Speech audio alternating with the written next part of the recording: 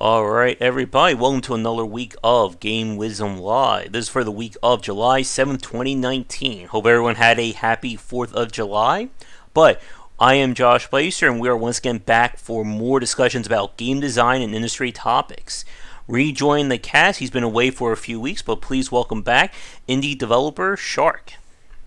Hello, everybody. It's good to be back finally. It's been a while. How are you doing? Tired, but good. I think that describes me as well right now.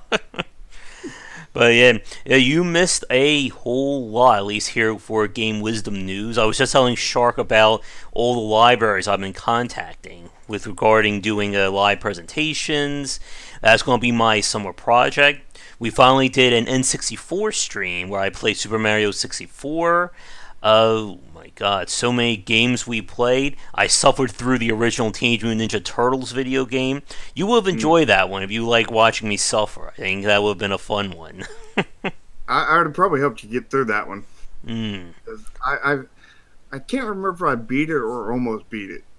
But It was all good until that final, like the penultimate section in the final level. That was the mind breaker part for me right there. uh, I can't remember what it is at the moment. Oh man, just so many like little flying enemies, and they're like killing everybody.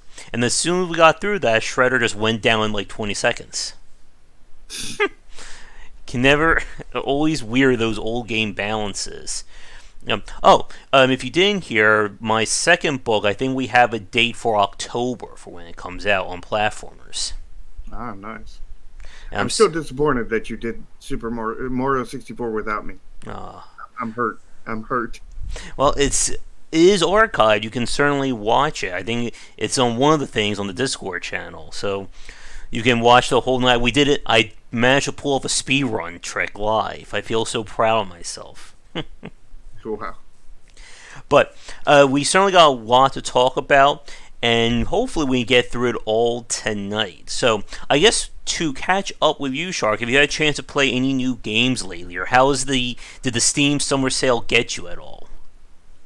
Uh, I didn't even know about the summer sale until after it was over because Uh, it didn't. They didn't announce it or start it until after I lost internet, and it ended before I got internet back, which Actually, I was think it's yesterday. still going on, isn't it? I think it's still the 9th. I Oh, hope. I guess it Yep, did. yep, it's till July 9th. They're going long this time. I'm still catching up with all my emails and everything. It, Yeah. it feels going a month without internet feels like it Oh, feels God. like I just woke up from a coma, been out for like 2 years or something. Oh yeah, like when I go on vacation, when I used to go on vacation to visit my grandmother in Las Vegas, there's no computer in the house. Before this was I had my smartphone, so like for like those 4 or 5 days, it just felt like an eternity without having all my stuff. Yeah, I mean I went like it was over a month. I think it was like a month and a week or so without a month or 2 weeks or something like that without internet. Mm. It was ridiculous. Like there was very little stuff to do. I had to Hmm. do everything I could to entertain myself. Oh Which yeah. I pre-downloaded a whole lot of games I wanted to play. I have completed. I have completely beaten several games, including in that the game you were playing last night, Evil Defenders. Mm. Completed that, and like several other games, and just putting all these hours into games and That would be whatnot. nice. I could really use that right about now. Other than like the streams and like super late night, I haven't been playing too many video games.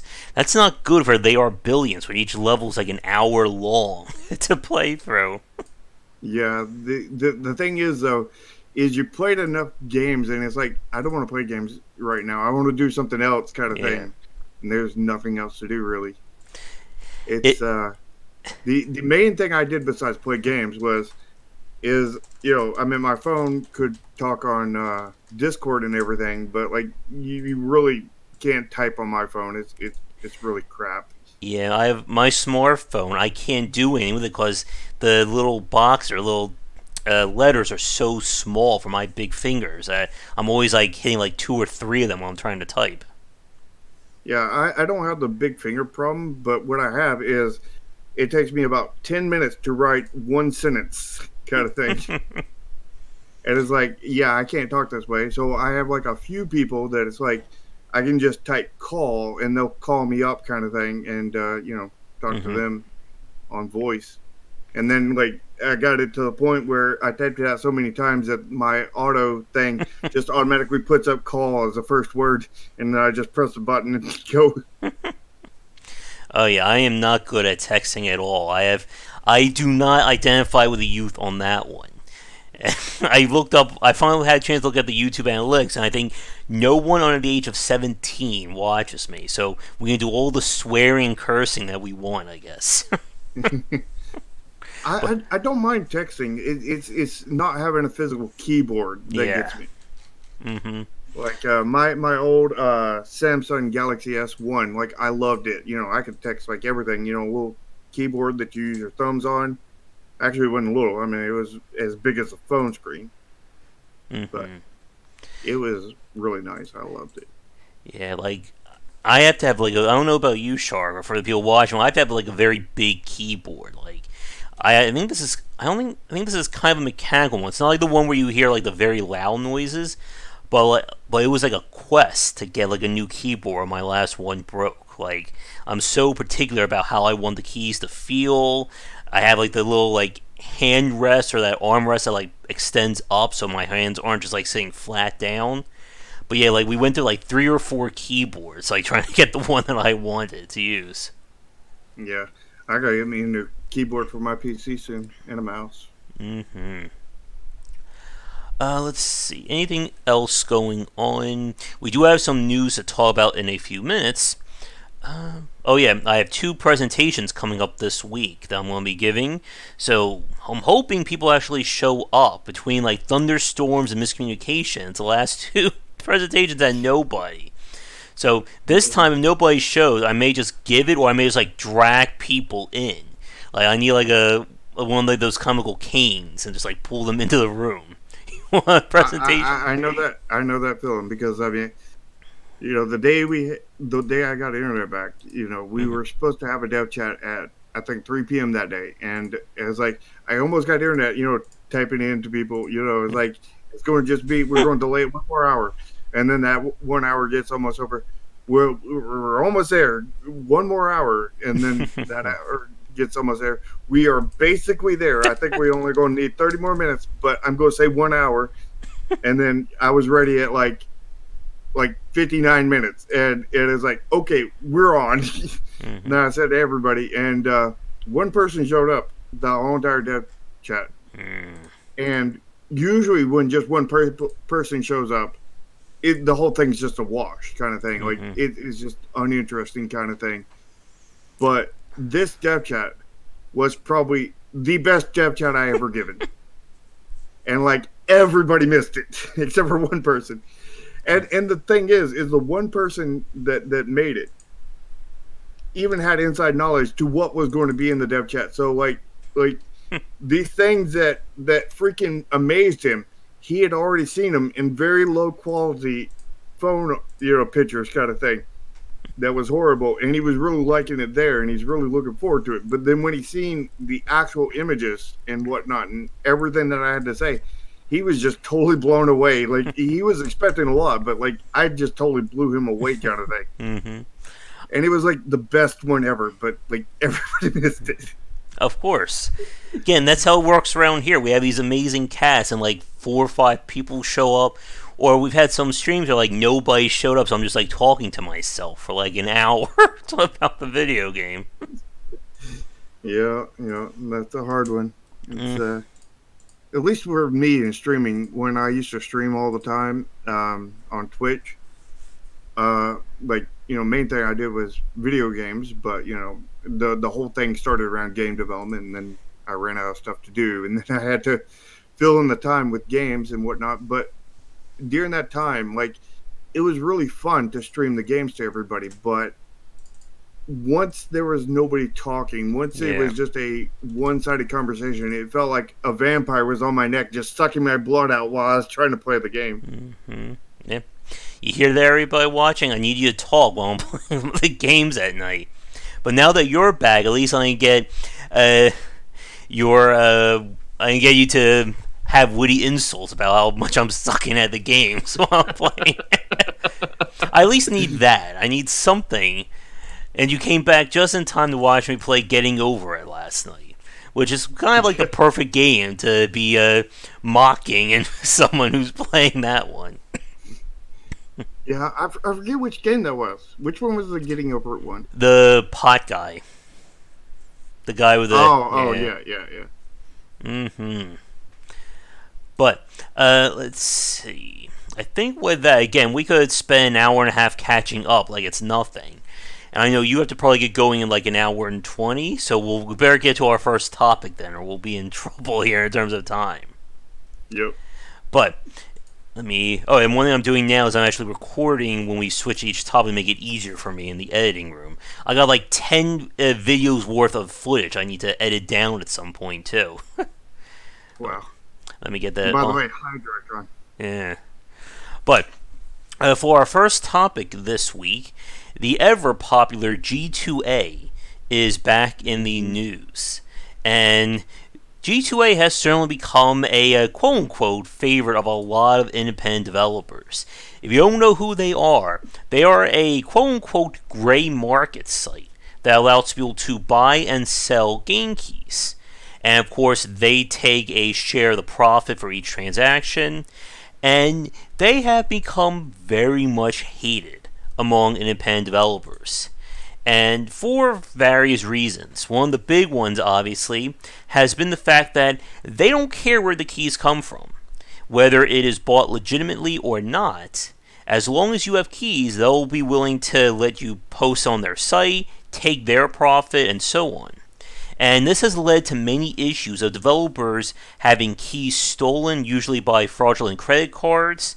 Those people selling them on G2A, the credit card company obviously issuing a chargeback and then penalizing the developer. And of course, the hacker as well as G2A get away scot free. And they even went so far a few years ago to have a G2A shield, which you could buy for your account, and it would protect you from fraudulent keys. And yeah, that doesn't sound very skeevy or very murky there. I don't know what else to tell you. But the reason why they are in the news came from a tweet by a Mike Rose, who is the founder of, I think they're the publisher, No More Robots. And he was talking about, I'm just going to read this very quickly, that he saw sponsor ads for his game that they published, Ascenders, which we played on stream. It was by Rage Squid. And those ads were basically pointing people to G2A. And they had obviously no connection to that company. And he said something that a lot of developers have echoed, and that is, if you want to play my game for free, or if you want to play my game just pirated, don't give G2A money.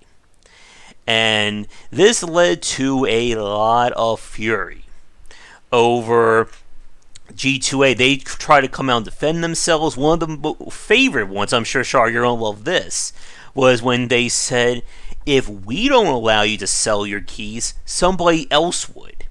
That was their whole defense for having G2A.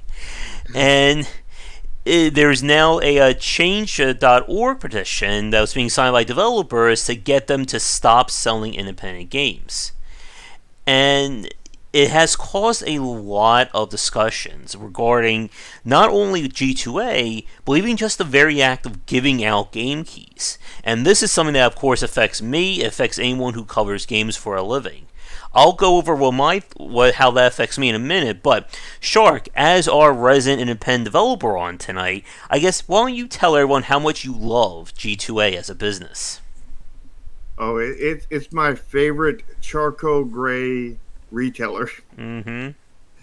Uh, so the issue I see with, or rather, so first off, I I don't mind if people resell my keys. You know what I mean? Mm-hmm. If somebody comes and legitimately buys a key, like they see like Chromasia's on sale for 40% off, Yeah. kind of thing.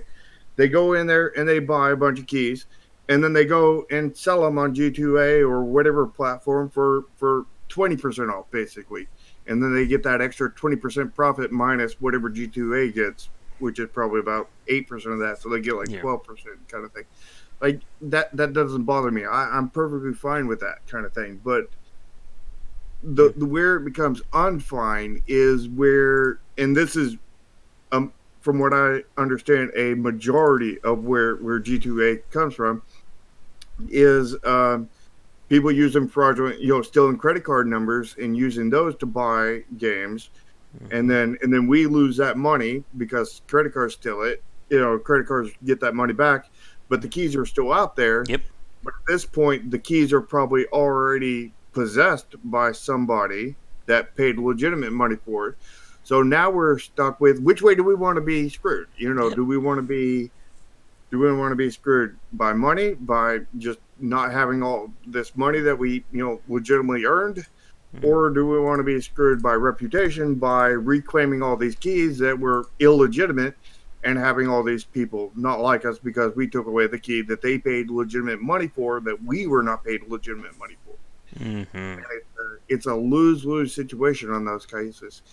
And then there's the other cases where people on Keymailer and I forget the other sites that are like Keymailer. Keymailer. Oh, I know it off the top of my head. I now I'm on Evolve Terminals, but they're a more reputable site. But there's a third one. Yeah, Oh that third no. one is. Anyway, there's several Mm. sites like that, and those sites, a lot of them, not all of them, but a lot of them, just require nothing but you make some kind of content and get at least some kind of followers, some kind of this, that, or the other Mm-hmm. kind of thing. Just bare minimum requirements, and then there's like no requirement for if you claim the key, what you do with it. Yep. It doesn't say, there's nothing that keeps you from selling it on G2A. There's nothing that keeps you from just getting it to play and don't ever care about, making content on it. Not that you should be forced to make content for every key, but Mm-hmm. you should at least be forced to make content with most of the keys Yeah. because you shouldn't just be getting keys to play. But like if a game is like really bad and you're like, you thought it was going to be really good and it just does not go well on your channel, like, yeah, you shouldn't have to put that up. Mm-hmm. But at that point, you should have your key, you should have to put in a notice and get Yeah. your key revoked so that that's no longer your game kind of thing. I have a question for you, Shar. This is kind of like Mm-hmm. this is one of those things I, as somebody who does content, I'm not too privy to. But when you do request a key to be revoked, like what does that actually like entail? Like obviously that means like as the person who has a key that I can't play that game anymore. But I guess from a consumer point of view or from a content point of view, why should somebody do that if that key is already locked to somebody's account? Well, number one is you can't just revoke any key. You have to actually know the key number. So you have to know the key, which means that you personally requested keys from Steam. They gave you a list, and then you know exactly who you sent it to, kind of thing. You put these keys on Keymailer, you put these keys on this site, you sent these keys to these, directly to these content creators or, this friend or this tester or whatever kind of thing. So at that point, you know exactly, in theory, who's got the key. So if somebody promised to test for you and then they don't follow through, you may want to revoke a key. If you know if a content creator promises up and down and that they're going to make all kinds of content for you and then doesn't do anything, you might want to revoke it, kind of thing. And for people watching, just to clarify, that the developer themselves do they have to actually keep track of all the keys, or does like the third party site like Steam, Humble, whoever, you can keep track, like they will provide with a list of all the keys that have been generated? As far as I know, the only keys that the developers get to get track of is the keys that we request. Okay. These are like free keys, basically, Yeah. for our use, whatever we want to do with them, kind of thing. Otherwise, like if somebody just buys a key directly off of Steam, as far as I know, there is no way to even find out what the key number is, more or less anything else. And I would assume that's probably because of the fact that if you're buying it directly through Steam, they're locking that down to your account. Like, it's not the Mm-hmm. same case. And for people who don't know what we're talking about, especially if there's any console gamers watching, when you buy, like, when I request a key from a developer, they basically give me a, they obviously give me a key, and that key is kind of like a blank check in the sense that until it gets associated to an account, it is a free agent. Like, it doesn't matter. Like, if I take that key, and obviously I'm not doing that because that's very malicious on somebody's part. But if I say I get a key from a developer, I could give that to anyone with a Steam account, and that would be their copy. And then once it gets assigned to that Steam account, it's locked in. Like, outside, like, they cannot then take that key and sell to somebody else. Yep. But whenever you buy a game yourself off of whether it's Steam, Itch, Humble, any digital store, you don't see your key, or you normally don't see it unless you look into the account, because it becomes attached to your own personal account. So you can't take that key and say, well, I'm just going to take it off my account and give it to my friend, or I'm going to sell it somewhere else. Yeah, that's like the difference when you go to make a purchase on Steam. Mm-hmm. You're buying this for yourself or for friends. Yes. If you buy it for yourself, then it's just attached straight to your account, and if you're buying it for a gift, it gives you a code. Yeah. And that code, and again, obviously, that code is a one-time deal. You can't give it to 20 different people and they each access the game off of that one code. Well, you could, but only one person. The first person who gets it Yeah. is the one that gets it. Mm-hmm. The other 19 people will be disappointed. Yeah. And as we said a few minutes ago, with this idea of, again, like how these keys get sent out, get done like this, another case that we've seen, and this kind of leads into the discussion about how it affects developers, is the use of Humble Bundle, and how many developers these days have sworn off of being put into bundles. And again, the whole point of the Humble Bundle was a way to get a bunch of keys of games very, very cheap.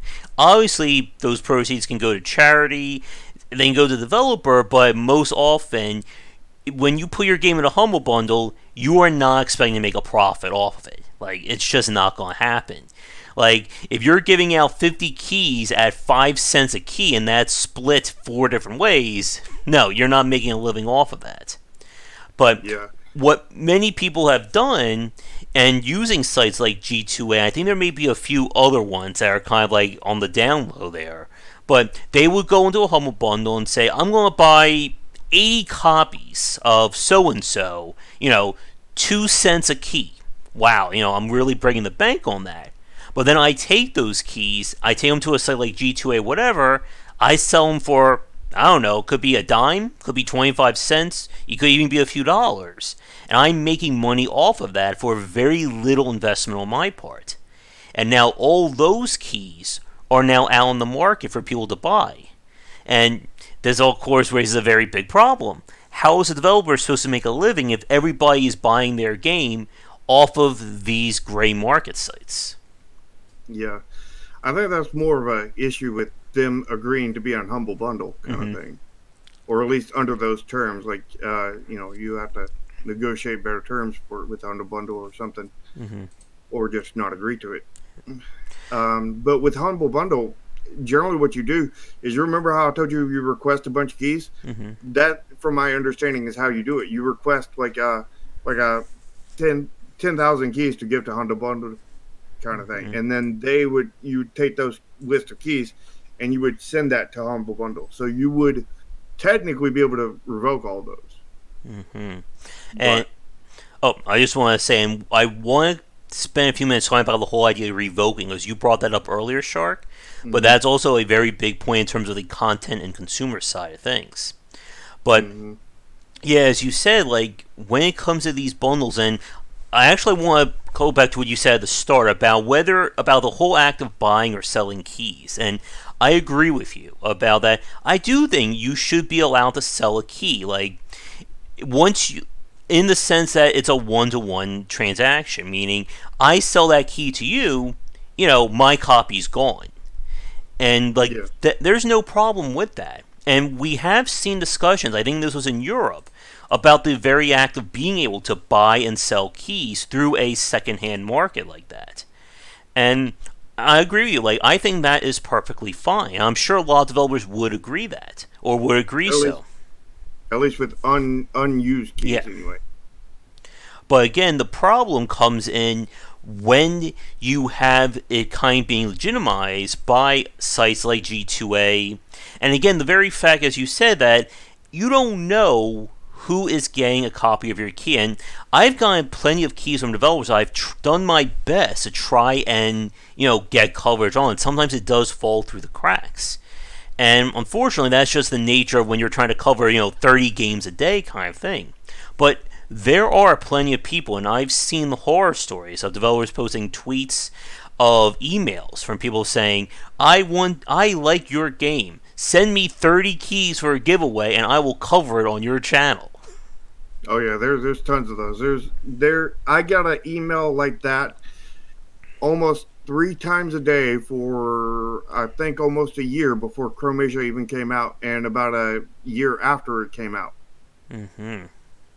There's tons of scammers out there that will will say they're some kind of famous YouTuber and whatnot, and the easiest way to verify it is have them give them a link to Yep. their YouTube channel, and then go to the YouTube channel and just contact them there. And if they don't respond, it's clearly not them. Yep. Or even just if they do post a link to like a Twitch or whatever, just look at the site for like a few minutes. See like have they actually uploaded anything lately? Was their last upload 3 years ago, kind of thing. Yeah. And the bad thing about Keymailer is that they will not tell you any of that information unless you Mm, pay them an yeah. absorbent amount of money.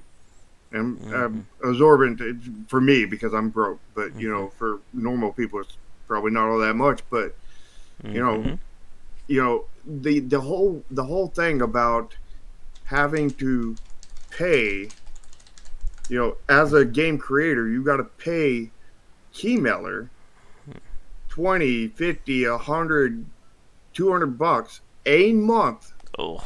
to give away copies of your game to people who may or may not do anything with it, just to see like their info, see if they're legit. Like, because if you do not pay, there's still a free way to use it, but you can only see like follower counts on YouTube. They won't tell you their YouTube channel name. Ugh. They won't tell you anything. And the only ones that I could, legitimize was people who made a Keymailer account that had the same name as their YouTube channel. So I would look them up and see if their names matched and Mm. if I could find them, and if I could, and I figured they might be a good pick, I would issue a key. But most of them did not match, and You most of the can't ones that trust it did match otherwise. wasn't really good. Yeah, Mm-hmm. yeah. Not unless you pay Yeah. a good bit of money to actually see that information. They do give you 10 for free, but they don't tell you that they're giving you 10 for free until you run out of those 10. And then it's Oh. like, I was just clicking on them, looking at them, and I was like, okay, that's that YouTube, that's that YouTube. I didn't even look Mm. at them, to see, I didn't even look into them. I just, clicking to see what, function kind of thing, what the function of the site was. And then I hit the 10th one, and it's like, or the 11th one, it's like, you're out of quicks. It's like, I was never told I Mm-hmm. had any kind of limited amount. Oh man. I didn't record any information or anything. I didn't do any of this. And like, it was just all gone Mm. before I even knew anything. And it was like, okay. Yeah. But You touched on something very important, Shark, that I hope everybody watching pay attention to. And that is that for sites like Keymailer, G2A, and so on, the work or the risks are put on the developer's end. And very rarely is it on the consumer. And that is a very big point about the discussion about G2A and even just about what it means to cover these games or get keys. Because as you said, as you said, the start, Shark. That was easy. That wasn't that hard, easy to say there. But as you said, that for a lot of developers, they are put into a lose-lose position when we're dealing with this stuff. On one hand, as you said, you can be the nice developer. Whenever somebody sends you a key, you give it to them. You're trying to be consumer friendly. But then if those keys get taken to a site like G2A or whatever, and now you're losing money, you're now put into that position of who gets screwed in the end? Do I not do anything about it, and therefore I take the charge back and I'm now less? Or do I revoke those keys, but that key could be in the hands of somebody who did spend money? And this is the problem, and this is why I think a lot of people don't, or a lot of developers hate G2A, is that they've done a really good job of trying to sell themselves as being legitimate. For those of you who watch Twitch streamers and YouTubers, you have probably seen at least a couple of them have a G2A brand or banner while they're streaming. And they did a very big push. I think this was like 2-3 years ago, like when the first very negative stuff came out about them. I know Tiny Build, that publisher, they despised G2. I think they had gotten into a whole argument at GDC, but they did a very big marketing push to try and remove all the negative stuff about them. So you'll see people who will cover them or will sponsor or be advertised by them. I've even received a few emails from them with game wisdom over the years, and I never even bother replying to them because I know what they are. But it's this issue, and this could be we could easily segue into something about YouTubers and Twitch streamers, about this idea of how easy it is to sell yourself as being legitimate. And is a very big problem when it comes to the consumer side. Because like you said, what if somebody legitimate buys your game, or a YouTuber buys your game off G2A, you revoke their key, and then they go on a big rant about it, and then some other YouTuber or Twitch, puts up a video or a attack piece saying, developer hates consumers, revoke keys. They're not going to say anything about the fact that was on G2A or anything like that. And you're now, again, you're being made out to be the bad guy, and G2A kind of gets away scot-free.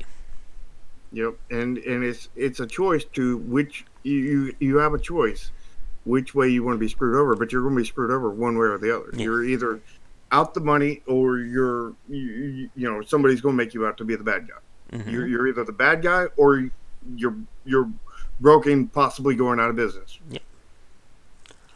And the thing is, it's not even just Keymailer and free keys that you give out that this is an issue with.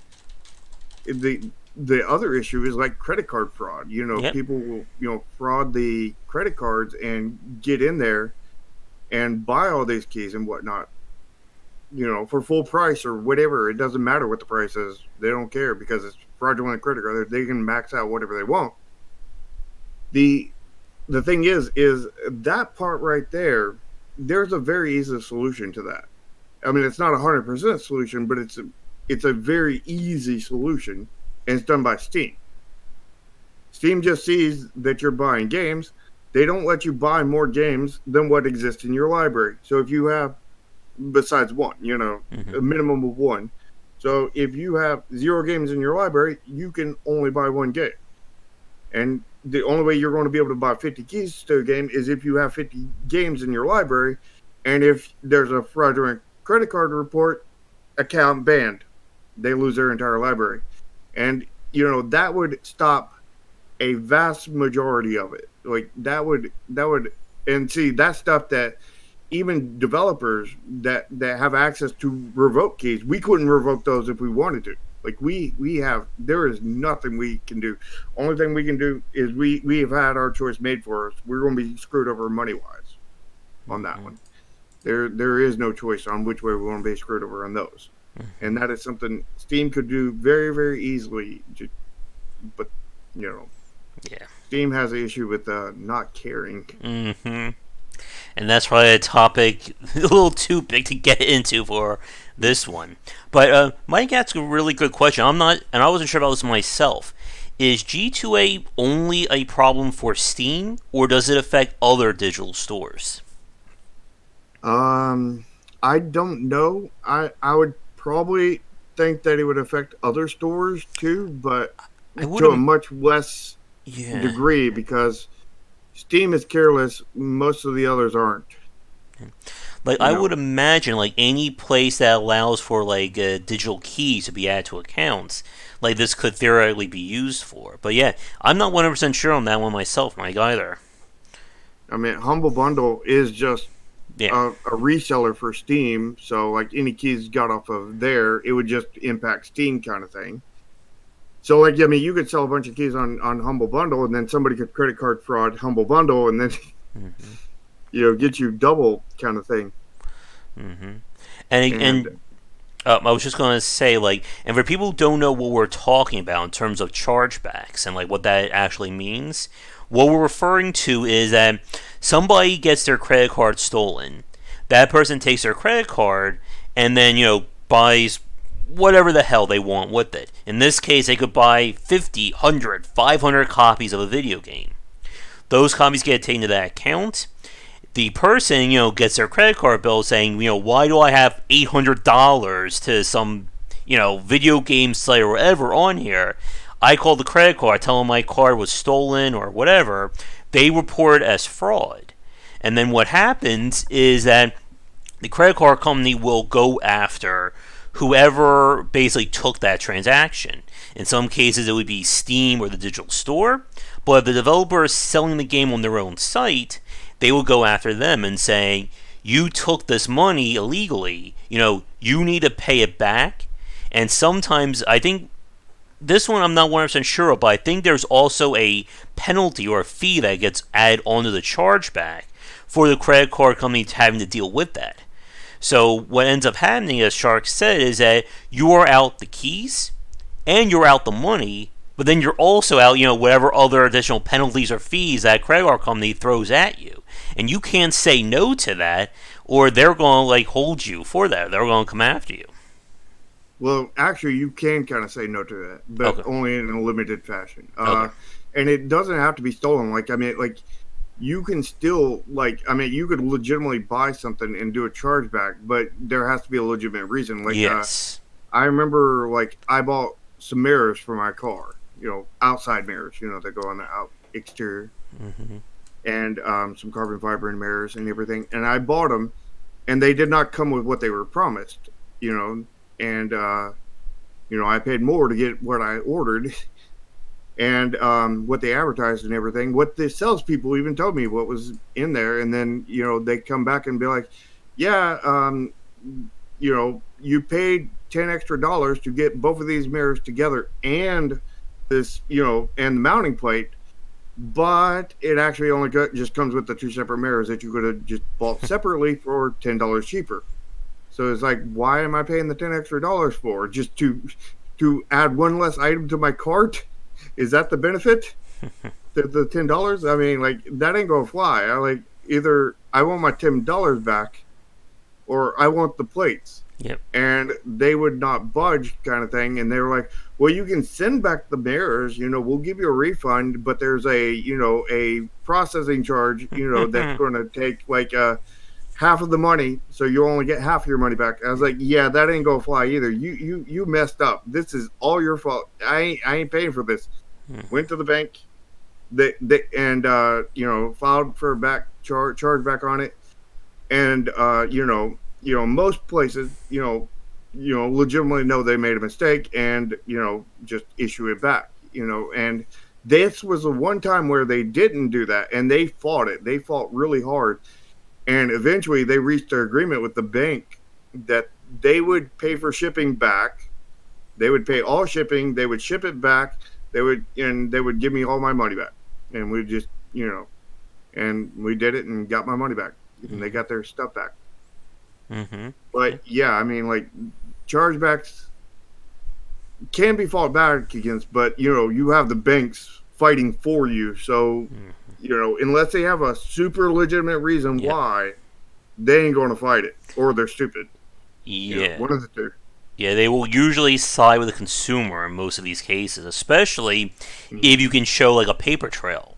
Like if you bring your email saying, you promised me so and so, you didn't deliver, they're going to pretty much side with that person. Yeah. And I think that if it goes far enough, it would actually go to a court case kind of thing. But I don't actually know. I never, that was the farthest I ever went with it. And it was like a back and forth for like, I think 3-4 months kind of thing. Mm-hmm. But yeah, I mean, they can fight it, but like, unless you have a legitimate reason, a really, really legitimate reason, you're not. The banks are going to get your butt, kind of thing. Mm-hmm. So Mike asks, is G2A a dev problem of not being able to manage their keys? And this is one thing that I know a lot of consumers have said. Like whenever people talk about G2A, or again about that managing of where these keys go, and that is a good segue into talking about the YouTube or the YouTuber and that side of things. But again, I think Mike may have commented or he redacted. I'm not sure. Customer buying many copies. That's normally like the main way that we have issues with G2A. Again, like most people, like if you're a normal consumer, you're just buying one copy of a game. You may buy, gift copies for your friends and stuff, but you're not buying 500 copies of a video game to give to 499 of your closest friends. Oh, what am I going to do with my 499 closest friends? I mean, what about my 6,250 closest friends? Yeah. But that's a really good segue. Again, talking about this perception of what it means to use these sites, and again, how this affects people who cover games for a living. Like for myself, like when I'm trying to get in touch with developers, it can be very hard to convince someone to send you a copy of your game. Again, I think a lot of consumers think that this is like just some magical thing. Like I just email someone, they just give me a key. That, and oh yeah, this is the other popular one. I'm sure you've heard of this many times, Shard. That a developer just hits one key on their keyboard and they get 5,000 keys they can send out to whoever they want. Oh no, that's definitely not true. But yeah, I've heard that one before. The thing is, especially now that Steam quote unquote tightened down with asset flips and stuff, now you have to. There was always a request process, but now they're more strict with it in a way that really doesn't hurt asset flippers, but really hurts other developers. To where you request a key, a certain amount of keys, and when you request this keys, Steam has to go through an approval process to whether they actually approve that request for keys. You have to give a reason for it, and that reason has to line up with how many keys you got. And I had an issue with it because like I requested, I think like 20 keys or something for testers early on, and then like I was going to go to content creators and I also needed some final testers kind of thing for some fresh eyes on it. So I requested like another 50 keys, and I said this is going to go out to content creators and a few final testers kind of thing. And Steam took, I think, like a week and a half before they approved that. The 20 got approved like within like less than 24 hours, but the 50 took a week and a half, and I was sitting there in trouble, kind of thing, not being able to do what I needed to do. Yeah. And Mike asks, so Steam doesn't cancel the chargeback keys. And again, this is the very tough part when we talk about how this impacts the consumer and content side of things. Because like we said earlier, when somebody buys a key off of G2A, that is technically a legitimate purchase. Like, that is, somebody saying, I have so and so money, I want this copy of this game. And what ends up happening, of course, is that, as Shark said, you run into that case of somebody gets burned. You either get burned by the bank or you get burned by the consumer. And yeah, like, I don't think Steam, like, I've heard rarely that they will cancel those keys. Is that right? As far as I know, they don't. As far as I know, they never cancel chargeback keys, which they should, Mm-hmm. and they should cancel them right away. Like the instant it's a chargeback kind of thing. Because Yeah. I mean, and they shouldn't allow like 500 keys to be sold at the same time. They should attach a card with an Mm-hmm. account, with their Steam account or whatever. And if there's a fraudulent charge on there, they either like completely ban the account, or they put the chargeback amount on there, and they have to pay that off before they're able to get back. Yeah. Which, I mean, Steam's already got a refund policy, so there's no reason to do a chargeback.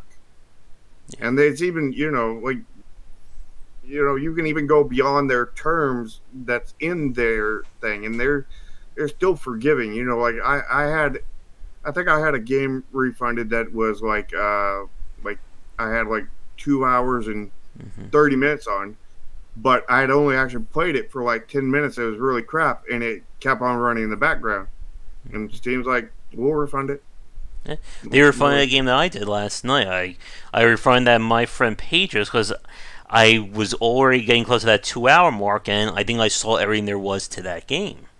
But that's actually a segue into our second topic we'll come back to later. But again, like, I think ultimately a lot of this stems from the fact that the consumer is always like, I'm not sure the right term I want to use for this, but like it never really seems to impact things from the consumer side. It always seems to come back to the developer, who's the one who's kind of left holding the bag.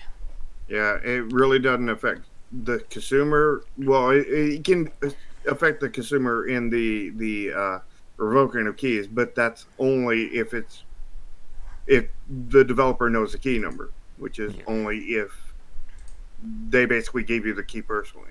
Mm-hmm. Yep. And Um, go ahead. you really, it doesn't affect Steam. It doesn't affect G2A. It doesn't affect the scammer who's selling on Humble G2A. bundle, whatever. Yeah, it doesn't affect any of them.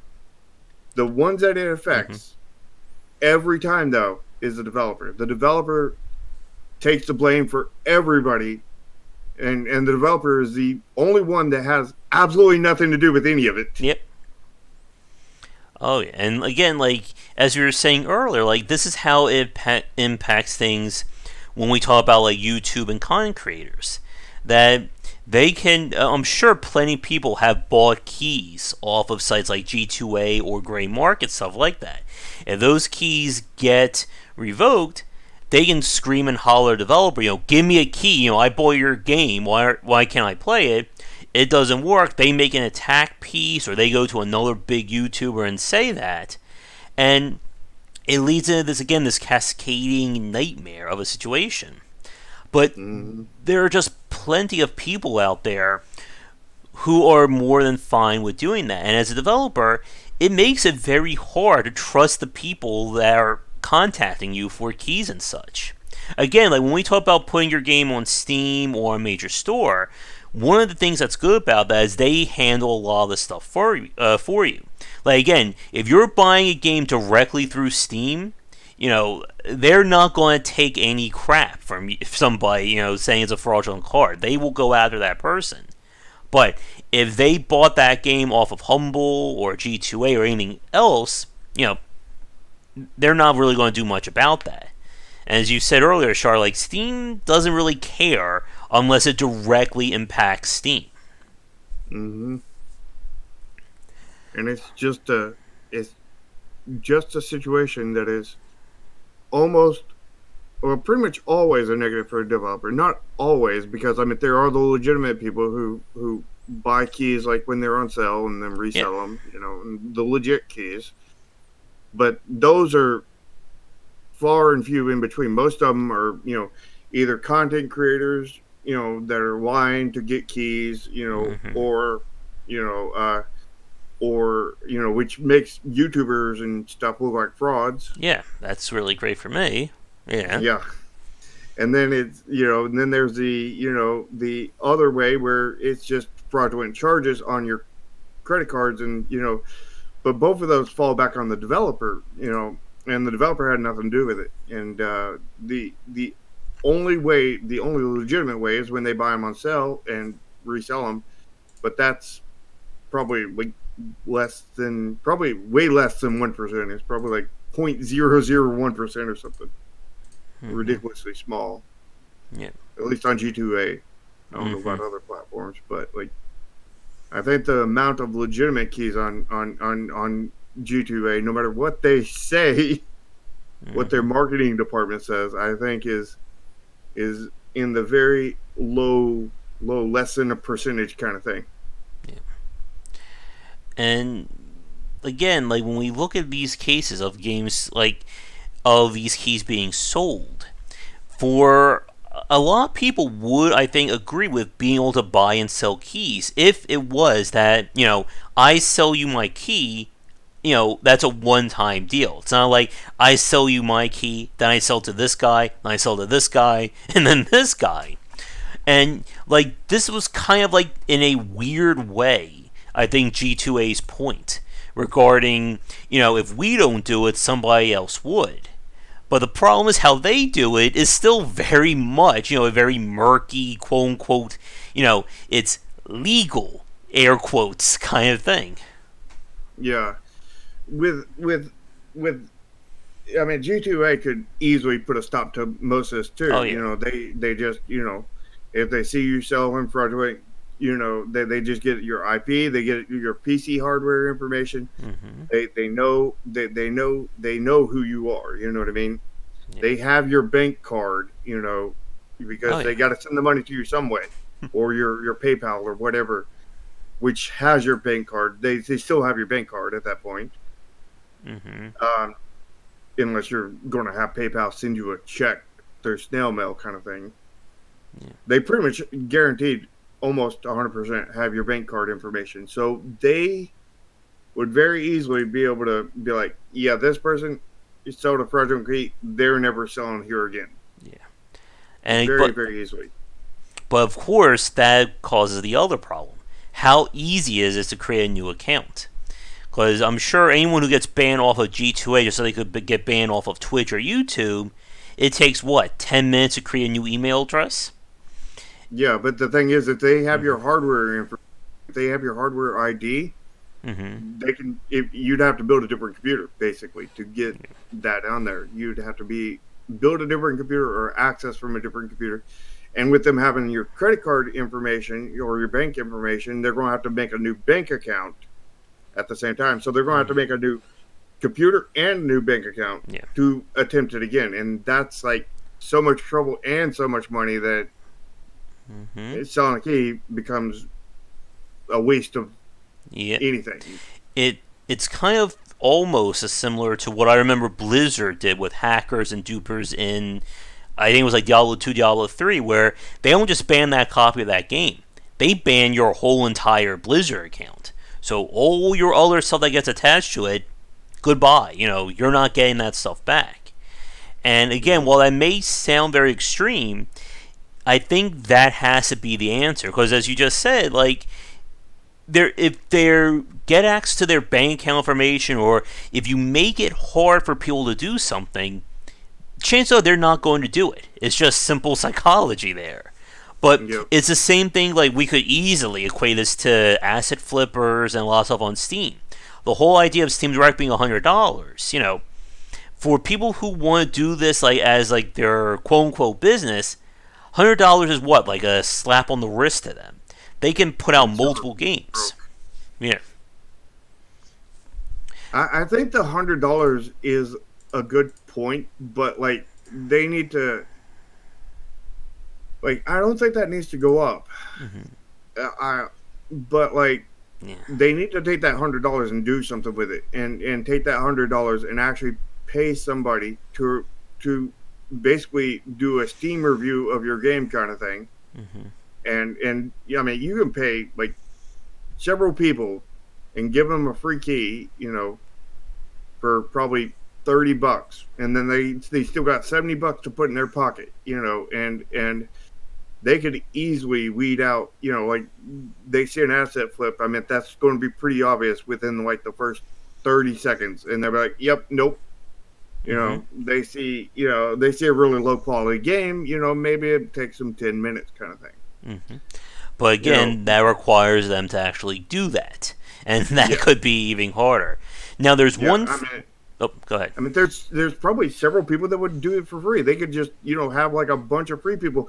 Hey, do you want to get free Steam keys? Just come here, sign up. And do it all like we're all the people don't communicate with each other. They just communicate directly to Steam. So if somebody comes in there and they're biased in some way or whatever, it doesn't hurt the game. Several people are reviewing the same game kind of thing, and just giving it the quality check and everything. They get a free key, they get a free game out of it, and Hmm. that's their payment. And it costs Steam literally nothing, Yep. and it costs the developers a game, but a game key rather. But I would rather give out 10 free games Yeah. than $100 Yeah. cash. And there's one final thing that I want to show before we'll end this topic and we'll move on to our next section. But let me get this working here. Hopefully you guys can see it. Now, this is a tweet that Mike Rose posted about when G2A kind of went after them regarding the senders. So they got the information, like G2A was saying, oh, we'll give you an audit on all of our keys and stuff like that. So he got this information from them. So the game sold 226 copies through the service, which again, for some of you watching this, that doesn't sound like a whole lot of stuff. But when you look at these numbers, some weird things are happening. One person sold 45%, almost half of those keys came from one guy. You can see this person selling 102 copies of the game for $13 a piece. And he has this very lovely question. How did one person get 100 copies of a game that he could sell for $13 a pop? I think we kind of know the answer to that question there. Mm-hmm. And again, yeah, and again, like this is, and what I just said is a very big point that the consumer, I think, needs to be educated on this matter. Because, as you see at the top here, 226 copies for some people watching this is like, who the hell cares? You didn't get like 5,000 copies sold, Yeah, but and here's the thing on that is I don't know how much Descenders is, but let's just say $20, right, for the point of argument. I think I can look this. So if it's a $20 game and they got 226 copies, that is $4,520. I mean, do you care now that it's Yeah, a little bit bigger number? and here's the page for it. So it's normally $25. Oh, then So that's even worse. this person is undercutting them by about $13, or I'm sorry, about $12 a copy there. And again, the money that this person is making off of G2A, none of that is getting to the developer. And like when we talk about like this, like it seems very cut and dry, but there are plenty of people, I'm sure plenty of YouTubers and streamers who will defend the use of G2A. Yeah. I mean, like when we're talking about 25, that's $5,650 being stolen from the developers. Mm-hmm. And that, again, when we talk about independent development, that is not chunk change. I know a lot of people like to equate the game industry with making, hundreds of thousands of copies sold, games bringing in $2, $3, $4 million. But when you're a small time or you're an independent developer, $5,000 can mean a whole lot to you in terms of what you're able to do next. Yeah, that's like 20 times what Chromasia made in its entire lifetime. Mm-hmm. Just stolen.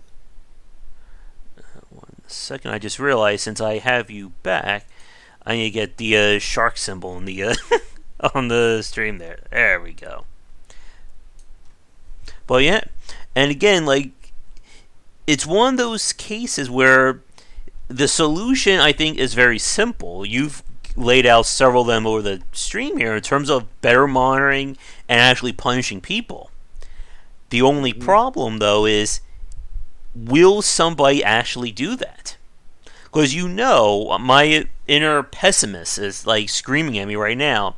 What's going to happen is that they would enact those changes and would affect somebody legitimately, and then everybody will make a huge sting about it, and we'll go back to the way it was before. Yep. Even if Steam would even if any of these people would move on it, especially Steam, they'll probably do it in the wrong way. Especially Steam. Steam has a tendency to do things in the wrong method, kind of thing. I don't think they mean any ill by it, but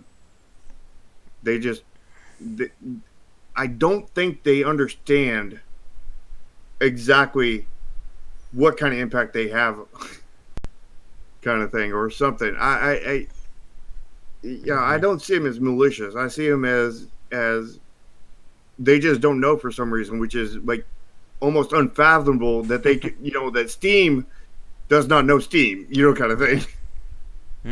Steam doesn't know the gaming market, but there is lots of things that they're rather clueless on, even though they have the information right there in front of their eyes. Yeah. And it's baffling how that could be that way. Yeah. But I think with that, let's move on to our weird game segment, and then we'll do a quick design one to wrap up the evening with. Because again, this is not something that's going to get solved. It would be great if it could get solved through our. Looks like we talked for about 50 minutes on this topic, but it's going. I don't know. Like I think it's with a lot of the stuff that we've seen. I think it's going to take something big to kind of shake things up. And whether that's going to come from the consumer side, or maybe if this change.org petition actually means anything, I don't know. Probably not, because I haven't ever seen one of those petitions ever mean anything. The thing is there is no reason to fix it. Yep. Because all the people who can fix it have no reason to, because it doesn't hurt them. Exactly. The only people it hurts is developers and a few consumers, sort of, maybe, if the developer goes that path. But like developers have no control. Developers can't do anything about it. The only thing developers can do is just not put it on Steam, not put it on Epic, not put it on Humble Bundle, not sell their games, not make games, go out of business. And that sounds like a great choice right there. Just go out of business. And again, it won't affect the consumer until it's too late in that case. And this is why a lot of people say, if you really want to support developers, buy the game at full price. Don't buy it off of Humble for 10 cents. And buy multiple copies. Not to sell on G2A, but to give to your friends who do not own it. Yeah. And why, again, Mike Rose said, if you don't, we would rather you pirate our game than give it to G2A. Yeah, because, the thing about pirating games, is usually, this isn't a 100% case, but usually when people pirate the games, if they like the game, they go out and buy it. Yeah. Yeah, like I've seen that on many Steam forums of people saying, I pirated your game, I play a cracked copy just to see if I liked it. I'm going to buy the game legitimately. Now again, is every pirate going to do that? Hell no. We can agree with that one, I think. But yeah. But a lot. Yeah. Most of them are like that. Which, that just helps sales. It's like, yeah, do it. Yeah. You're more than welcome to do that. And then you got the other pirates that, they're like, I would have pirated for a game, so when I can get all the games I want for free. And those guys, even if you took away their pirating ability, they still ain't going to buy your game. Oh yeah. I've known a few people like that in my life. They will Hmm. not care, but they will just pirate anything and everything they want. Hmm. And then there's the other pirates that they want to buy your game, they just don't have the money. They're poor. They're Yeah. they're too young. They don't have their own money. Their parents won't let them buy it. Or there's the whole idea of the currency exchange. It's like ninety Hmm. dollars in another country when it's like $20 here. Hmm. But those are topics way too big to get into for today. So Yep. with that, let's do a quick weird games, and then we have one final mini design topic to get to. So, of course, speaking of Keymailer, that's where I guess is a ringing endorsement of Keymailer right now, right? Yep. I did use my name as my own channel. That was good of me. I thought I used a online handle there. Well, that would mean that people can actually look you up when they don't pay for it, Hmm. which is a good thing that would help you get more keys. And I hate to say it, but that was not me looking ahead. I think that was just a dumb look by me that I did like that. But let's see what crazy games are coming out here, shall we? And again, we'll only do up to the week, because who knows how many are going to be coming out in the month of July. What's Love, that cleaner love. game? What? That cleaner game. Looks like he's got poo in the wheelbarrow. What? The excrements turn to huge monsters. Walking. Ooh, I think 50 that levels. I think that fits into weird games. Mm-hmm. Well, that's an image for you. Oh my. Alright, let's see. Huh? Idle Champions keeps getting stuff. I liked Idle Champions. It's probably the most involved, like one of the Idle games I've played. But it's again one of those titles. If I play them, I won't do anything else, kind of thing. So I can't Yeah. get too addicted. Speaking about getting over, we played it last night. It looks like somebody made jumping over it. Rainy ground is very slippery. What? Sounds like ice, not rain. Oh my. People are trying to copy getting over it. Why? Why would they do that?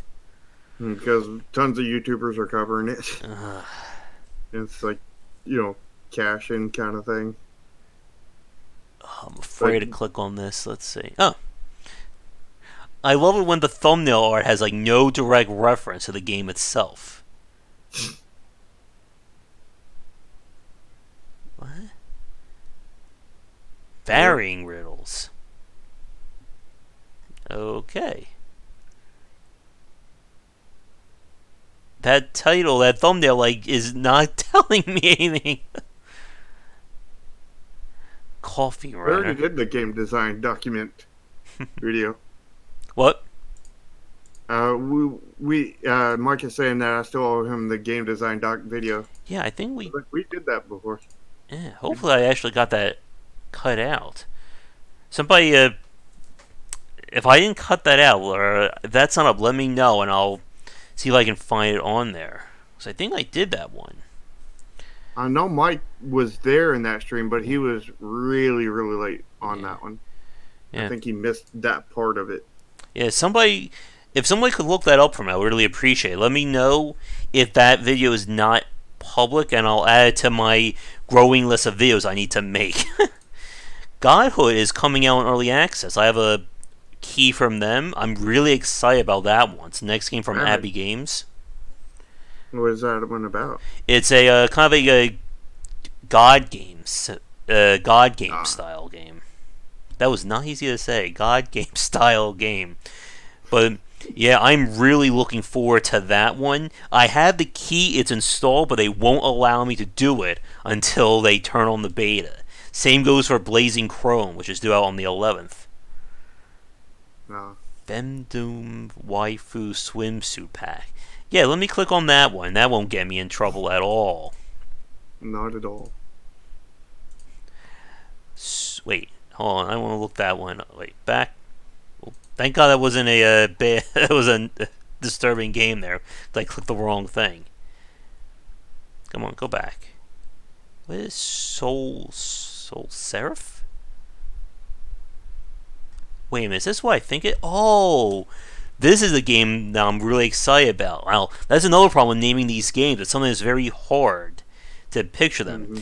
This is the ActRaiser inspired game by Ace Team, the guys who did Rock of Ages, Abyss Odyssey, Xenoclash. I put in a press key request through Sega themselves. Do I want to do? Wait a minute, that's coming out July 10th. That's gotta be on early access. But yeah, like they had me at ActRaiser. Like the second I saw a side-scrolling and like over an isometric city builder or strategy planner, I was like, "This is ActRaiser. I'm gonna have to buy this game, or I need to play this game right now." Yeah, it does look rather good. I think I'll see if Sega sends me the key. If not, I'll put in a request for it. I don't want. I guess this is a weird question, the very weird tangent for you, Shark. Does it matter if somebody requests a copy from multiple sources to you? As far as I know, no. But I've never, Yeah. I've never dealt with that kind of thing because I only dealt with one or two sources, and on those sources, like I didn't see any. I don't think there was any that were the same. But even if they were, they probably had different usernames, kind of thing. So Okay. I wouldn't know. Alright. Well, I'll wait and see if Sega sends it to me. If not, I'll put in the request myself. What is I this? have had an issue where when I was streaming, I would request a key for a game, not get the key, and then I was like, I'll buy it. And then right after I'm right out of the refund range, they send me the key. And it's like, oh. Yeah, it's always at risk, I guess, when you're trying to get keys like that. Goat of Duty. It actually looks a lot more well together than I thought it would, given that title. Yeah, same here. The bar, it passed, it went over our bar expectation. Yeah, expectations were like, was like I think like underneath the floor kind of thing. It wasn't even at the floor; it was like underneath the. Like the first image is like, well, that's certainly above the floor. You did it. And speaking about under the floor, Attack of the Evil Poop. Why are there so many poop-related games this week? What is going on here? I could probably make an inappropriate joke right now. Okay.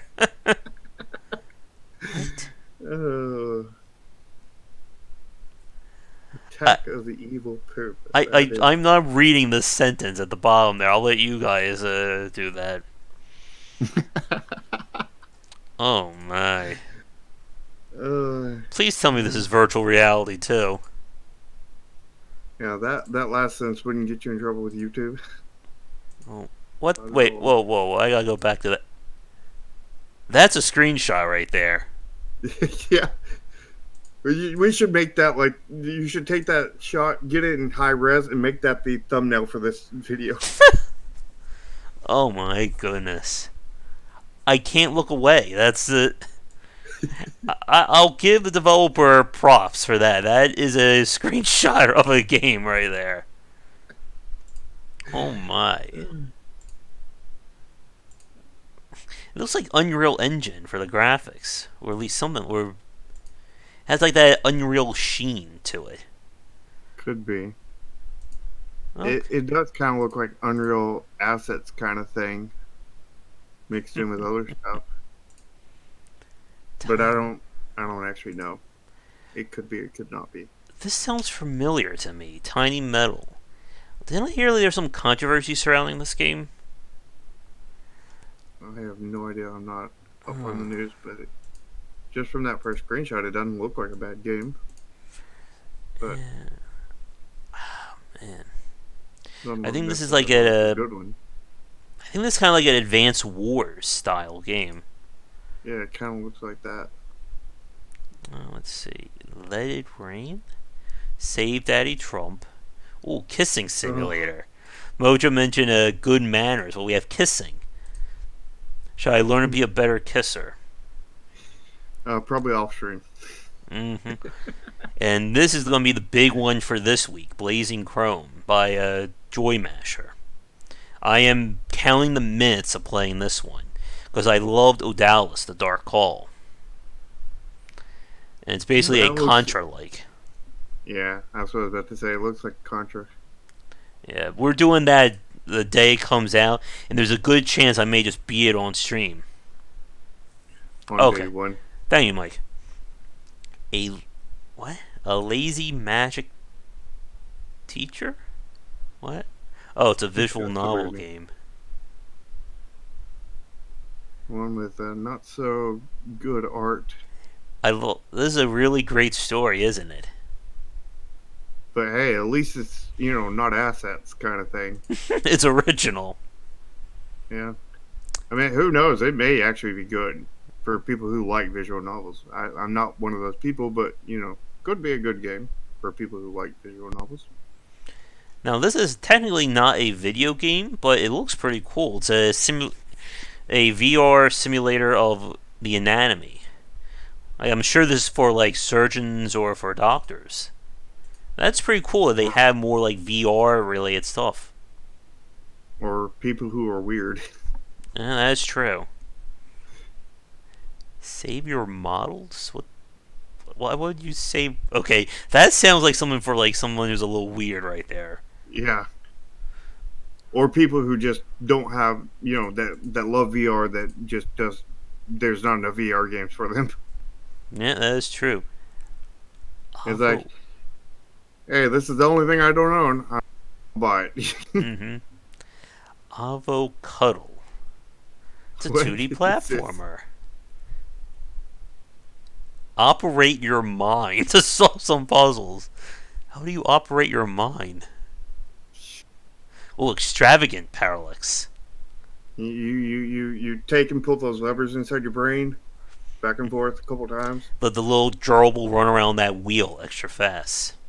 Yeah, the first lever you pull lowers down the food in front of them. Mm-hmm. The second one unlocks the wheel so it can spin. I'm like, my brain is going back to the Incredible Machine, that old game, like, will be a Rube Goldberg-esque contraptions. I recognize the name, but I do not recall. Oh, that was a fun one. I think I have one on GOG. Oh God, it's always good when the description has a paragraph this long. I am not reading that right now. Yeah. That seems like it almost seems. My theory behind this is the reason why there's so much story right there at the front is because that's like the entire story of the game, because the game doesn't look like one that it actually has any story in it or much of anything. Just talk to this person, get this quest, talk to that person, get that quest. Mm-hmm. When is this Dude Simulator game coming out? I think we talked about this before you lost your internet, Shark. It's still not out yet. Wait, and why are they up to the 5th one? Did we miss the last 4? I don't think we did. We might have, but I don't recall it. What? What? $1,000. $1,000 to buy a computer. That does not seem realistic if you're supposed to buy a high-end computer. Oh no. Oh, those pixel graphics are hurting my eyes. Low quality pixel graphics and darkness too. That is a bonus. I think that's actually 3D that's rendered out in like, pixely, because you know the game Eco, right? Yeah. I took we were running a server on that, and like it was causing I wasn't actually running the server, I was just running it off of my game and everything at first, and what I did to lower the load was lower all the settings down to minimum, and when I did, the game looked like pixel art, 3D pixel art, and that's kind of what that reminds me of. Oh. Just lowered every slider down to nothing. And I think this screenshot right here perfectly encapsulates the issue with too many games being released and trying to figure out what quality. We have Nemo Dungeon. There's that Aglios game that we played on stream. You know, that lovely music that never ended. And then look what's right between the two. And no, we're not clicking on that one, folks. Great Toilet Simulator. Okay, there's a lot of disappointed people. There is something going on this week. There's a lot of like bathroom and toilet related stuff going. Like a few weeks ago was cats. We've gone from cats to toilets. Edge of Insanity. And this will be, I think, one more page to do it. I'm afraid. Oh, jeez. What? Alright, looks like it's a haunted house game. Okay, and that's about it. There's nothing else to look at. There's barely anything there that they show anyway. Well, you were talking about games that didn't have asset flips to them. I'm pretty sure this is not an asset flip. I don't know. Those clouds kind of look like assets. Okay. I wonder how much that's going to be priced for. Yeah, I mean, if you look at the sky in the ground and everything and see how it's, just solid colors, and then you look at the clouds and it has like all these different colors in it, it's like, yeah, that doesn't exactly fit. Oh, we did play this game. This was actually submitted to us on the last month's Indie Spotlight stream, Shrine of the God Ape. Not a bad game. I need to get that footage and cut it up. It's short, but I think it did a great job with what was there. And again, it's sometimes very... Oh man, I cannot read that text. That is so hard to read there. Yeah, that is hard to read font. Yeah. But not a bad game. I think the winner, though, is that one... That's the weirdest one you've seen, Mojo. Don't worry, I'm sure we'll get more coming in the weeks to come. I hate to say, but that one bathroom game, that one with the giant demonic poop, that may be the winner this week for the weird games. I that's the winner. I'm declaring it the winner. I am pretty shocked about that one, but yeah. I still say we need to use it for the your title card. That could describe a lot of stuff. All right, but with that, let's head back to our normal review. We have one more topic. Well, this won't be that long. It will spend maybe like 20 minutes on it. Are you good with that, Shark? I don't want to push you over your time. Possibly, probably. We can play it by ear. Okay. But there's one last topic that I want to talk about, and this will be a quick one. And what I was thinking about this week was I've been playing a lot of games that had kind of the, I guess, score chaser kind of design or focus to them. So, They Are Billions Survival Mode would be an example of this. Likewise, a game like My Friend Pedro, and even what we were doing with Just Cause 3. And how the entire game is tied to like your Square Enix or like the Square Enix server, or I think Steam, and it actually shows you all your friends. And the act of score chasing is probably the oldest form of competitive gameplay. I'm sure all the 15-year-olds watching this right now remember the 1989 movie The Wizard, and what that was showing for video game competitions. And for a very long time, especially for the rise of the arcade industry, score chasing was considered to be the primary form of competition there. But yeah, that was like the speed racing, the speed runs before there were speed runs. But like for myself, like I don't find that kind of design motivating by itself anymore. And we've played many games, and score chasing I think is another very popular indie game, like first time developer strategy there, or first kind design, because it's something that, again, when it works, if you have like 4 or 5 friends who are really into it, they'll just keep playing it, trying to outdo themselves one after the other. But I just don't find that design interesting anymore. And kind of Well, the yep. they have made advancements on that same thing. Like it's the same thing, but now they have like a that is I think a lot more appealing, and that's you get X amount of stars or X amount of stuff. I mean, we've seen that in Yeah, what was that Evil Defender. Evil Defenders. Like Yeah. you get 3 stars in every map kind of thing, and it's a much more simplified, much Hmm. more clear, much more like you got 1 or 3 kind of thing or 2. Yeah. And like That's that kind of score chasing, when it's tied to a reward or an in-game achievement, I think I find that better than just having it be like just a competition between people. Like just did an you arbitrary number. yeah, like did you ever play or see the game Devil Daggers? No, I didn't. That was a first-person shooter score chaser that the entire game was, I think it was hard coded. It was brutally difficult. If anything hit you once, you would die. And the whole point of that game was score chasing. Or in that case, it was time chasing, because it would count how long you survived for. So, like, there were people competing for milliseconds at a time to see who was the better player. And, like, it just did not work for me. But I'm glad you brought up Evil Defender. So I think that's a really good counter to what I saw with They Are Billions in terms of survival mode. Now, did you play They Are Billions yet, Shark?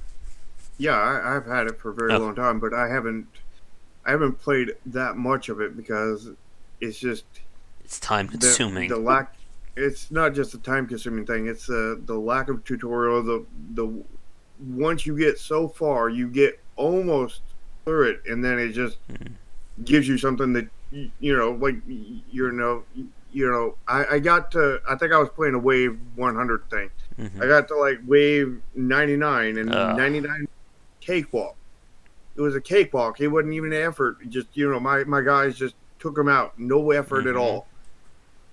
And like then I get wave 100, and wave 100 just completely destroys everything I have in the front line, and then it completely destroys my second line, and then completely Yeah. destroys my third line.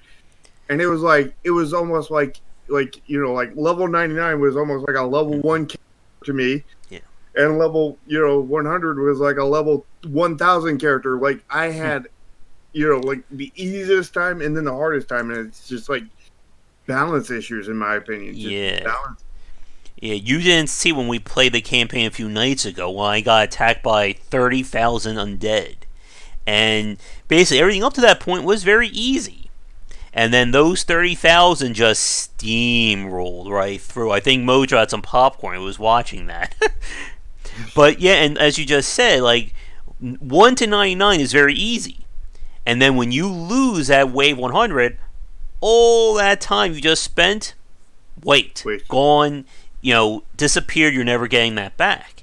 And again, that's where a lot of the score chasing comes into play, even with great examples of the genre, like my friend Pedro. Geometry Wars is probably one of the biggest examples of it. That once you get your first high score, it all, as the name implies, it all comes back to chasing that. So if, let's say, I got 88 on my play, 87 or below is just wasted time at that point because it's not going to do anything. There, you get nothing for it. There's no in-game rewards, and we'll come back to Evil Defenders in a second there. But for the majority of these score-chasing games, it doesn't like the intrinsic reward. Or I'm sorry, the extrinsic reward for getting that score. It's just not motivating me anymore. Yeah, I mean, to me, it honestly feels almost like punishment mechanics in the game. It's not that, but it's not punishment mechanics, but it feels like it kind of thing. It has a lot of the same feelings that go Mm-hmm. along with it. Yep. It feels almost like the same thing because I know, like after I got that 99 and then just 100, the end of the scenario, Mm-hmm. hit. That was the last time I played the game. I hadn't touched it. Like I bought it Yeah. on day 1, and I got that on day 2, and never touched the game ever since. What I need to do, I think, next time I play There Are Billions, I need to turn on the Discord chat. I get Mojo and you and maybe Eric on. You guys can all like commentate on what's going on as I die in that. Well, if you feed the zombies, they'll go to sleep, right? Isn't that how it works, Mojo? But yeah, like that's a really good point there, Shark, about the punishment side of things. It reminds me a Mhm. lot of like mobile design or that free to play design where, the first hit is always free. You get that first win, it's great and all, and then you have to keep doing more and more. But anything else other than that progression means nothing. And a lot, like I said a few minutes ago, there are plenty of indie games that have built themselves just on score chasing. I played for the indie spotlight. We played that top-down shooter. I think it was Legion of Scorn, and it was just basically 100 waves of fighting enemies. It's like there's just like nothing else to that game. And when we even, like I said, like great examples, and actually I want to throw this to you as a question to the chat. If the gameplay is really great, like if it's a very fine-tuned game, very amazing kind of design, does the score chasing, I guess, feel better in those games? Like I mentioned, my friend Pedro a few minutes ago. Like from a moment-to-moment standpoint, that game is incredible in terms of like how it sets up the shooting and the score chasing. But there's nothing else to it than that. So does that really matter? Like, does the gameplay really matter at that level when we talk about score chasing? I really don't think so. But I am to the end of my time, kind of thing. So Okay. we need to wrap this up in the next 5 minutes. Okay. I could let you. We'll do a little bit, then I'll wrap it up after you leave, Shark, because I think I have just a few more minutes of talking. But let me see if I can get any quick questions to ask you. Okay. I guess in terms of, I know, going back to Evil Defender, what Mhm. I think I know the answer to this myself, and this will kind of be where I'll take it after you leave. But why did Evil Defender work for you in terms of score chasing compared to like other games like They Are Billions and so on and so forth? Well, it worked for me because I wasn't actually score chasing. Mm-hmm. What I was doing was I was beating every map, and every map, yeah, I mean, like every map had like 3 stars kind of thing in it. But like, yeah,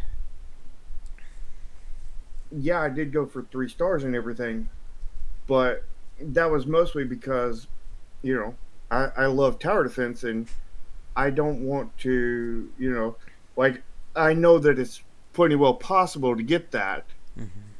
and I just need more upgrades, so I would go do other maps and I would get 3 stars almost the first time every time kind of thing. Mm-hmm. But like sometimes I wouldn't, and I would just go play other maps, get them up to play them and get 3 stars instantly, and then eventually once I got more upgrades I would return back to that map. And since the whole easy, difficult, all this stuff, it looks like it is just a different just more waves kind of thing, but Mm-hmm. it's not just more waves. It's like a completely different wave layout. They're Mm-hmm. It's the same actual map, but the actual stage Mm-hmm. is completely different. Yeah. Because and the thing I've noticed is actually the easy ones tend to be some of the harder ones, because yeah, you get less enemies total and less waves, but generally you get less time to build up, less time to strengthen your defenses kind of thing, and less money to do it with.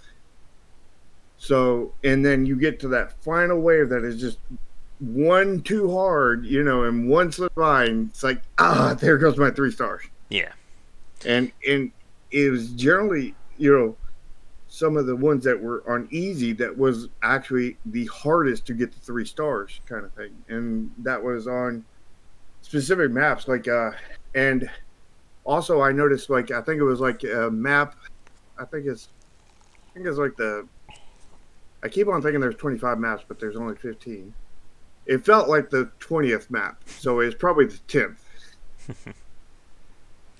And that one was so hard. I think that was the hardest one because the map on it was like circular, so they Oh come in no. at 2 points, in the kind of north, and then they got a circle that they could go around to the left or to the right, and they could do that from either path, and each Mm-hmm. path could go either way.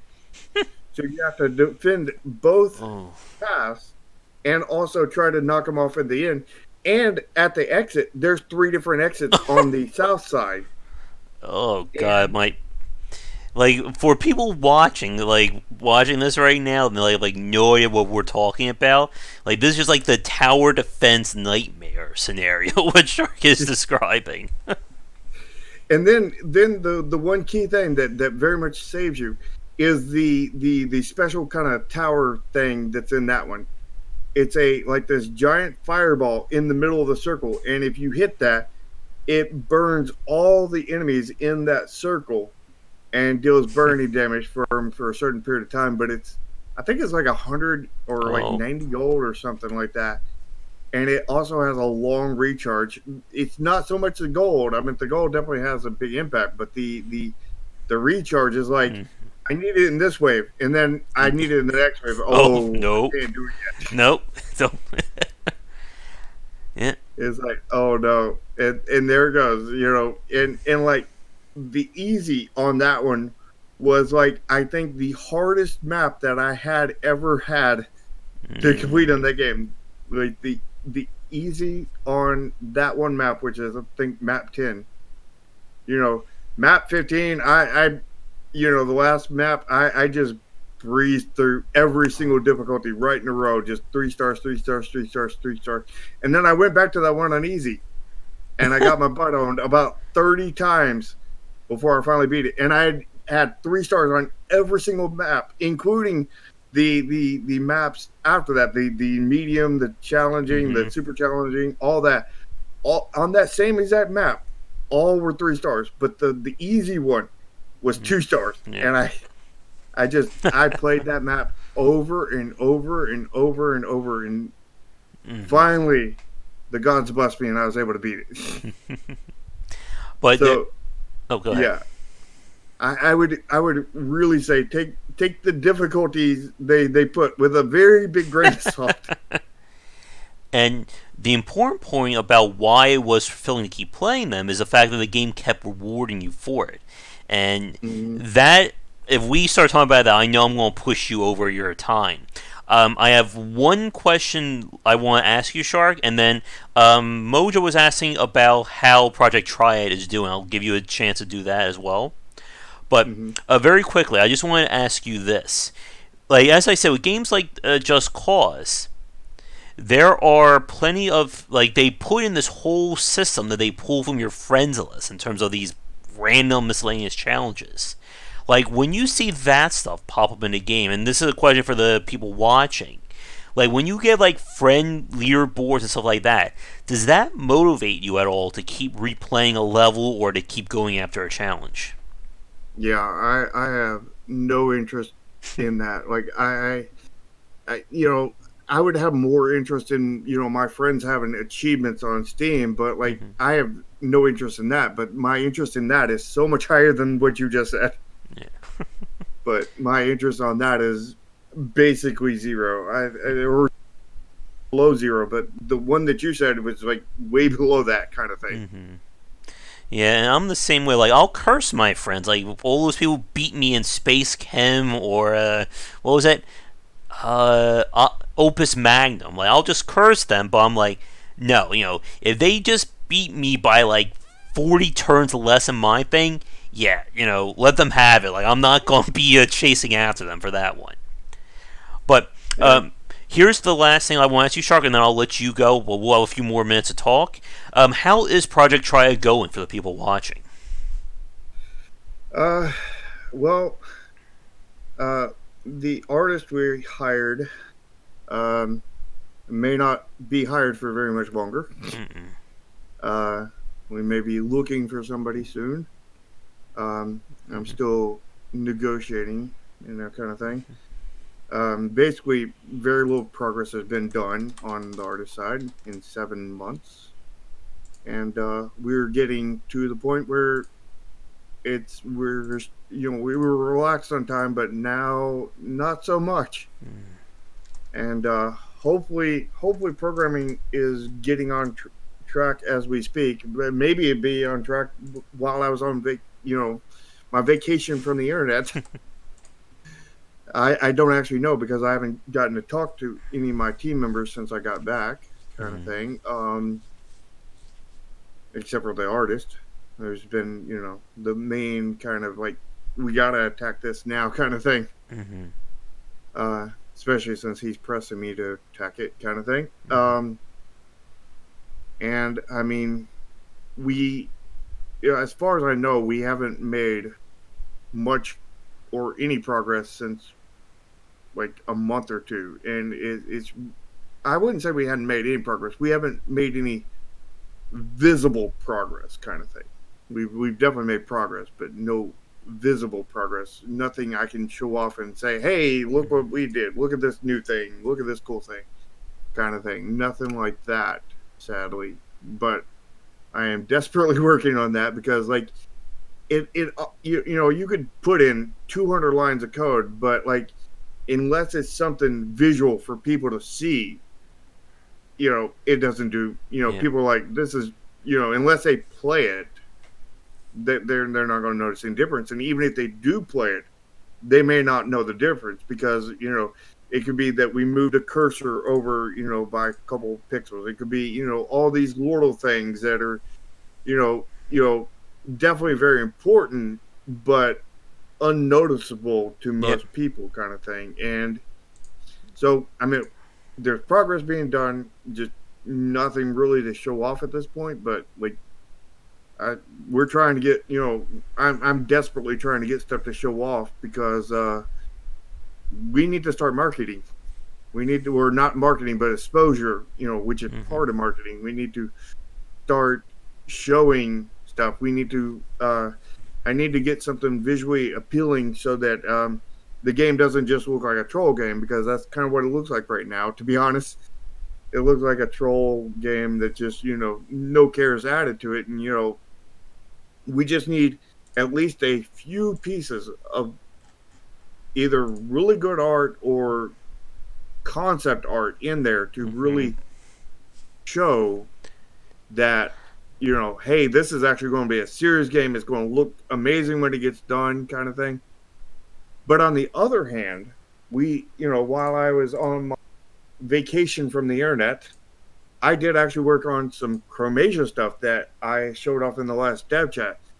And, you know, so far people are blown away from like like I blew myself away to be honest. It's like, like every time I look at it, it's like, wow, that's looking a lot better than I thought it would, kind of thing. And I thought it was going to look pretty good, but it's like, wow, that's way better, kind of thing. And you know we're focusing on Project Triad, kind of thing. Like the only time like the Chromasia remake is being worked on is basically when I don't have anything else to do, and it's just me, kind of thing. And Monkey and the rest of the team are just solely on Project Triad. But at this point, like I'm at a stopping point to where there's basically nothing I can physically do for Project Triad until we get past this little roadblock, kind of thing. And you know, I wasn't even thinking about working on Chromasia or anything, the remake for it. But like when I was on my vacation, I was struggling for things to do. And my friend, that I was talking to, on a daily basis, he's like, why don't you do some art? Get out some pencils and whatnot, and draw some stuff on paper and whatnot. I was like, I haven't done that in forever, and that's all packed up. I don't want to unpack it.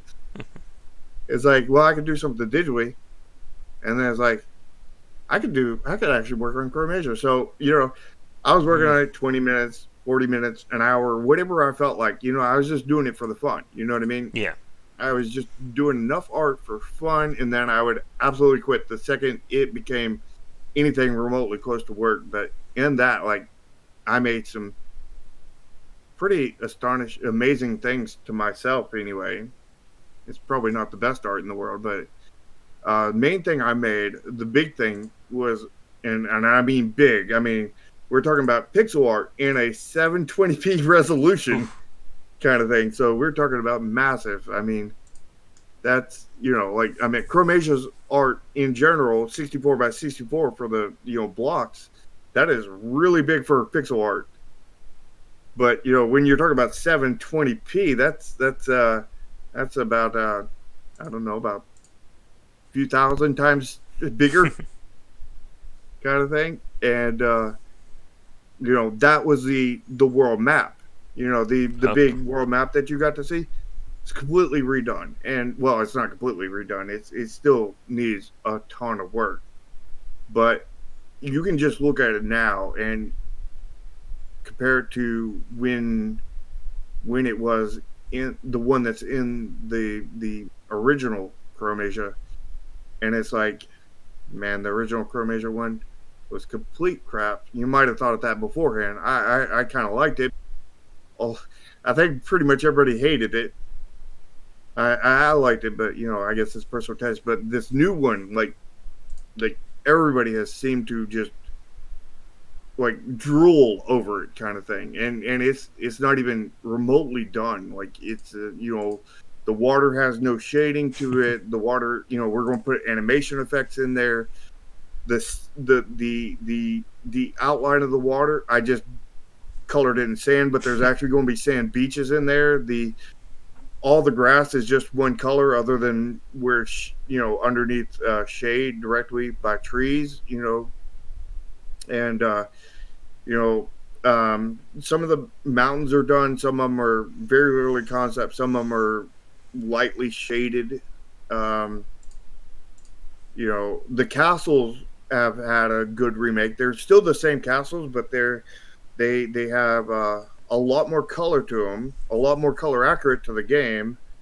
um they have shadows in there, and they have like all these little things. I've redone a few roads, kind of thing. I've completely I've completely redone the way the roads look on the map. They look like the roads in the game, kind of thing now. Okay. Instead of just, I think they were like yellow lines that filled in, kind of thing. Of course, they'll still fill in. I don't know what we're going to do with and I maybe just throw a tint over it. I don't know. I don't know exactly what we're going to do with that. That's going to be, future plans, kind of thing. Uh, But the actual roads that before the effects are applied over them look way better. have, Everything just looks way better.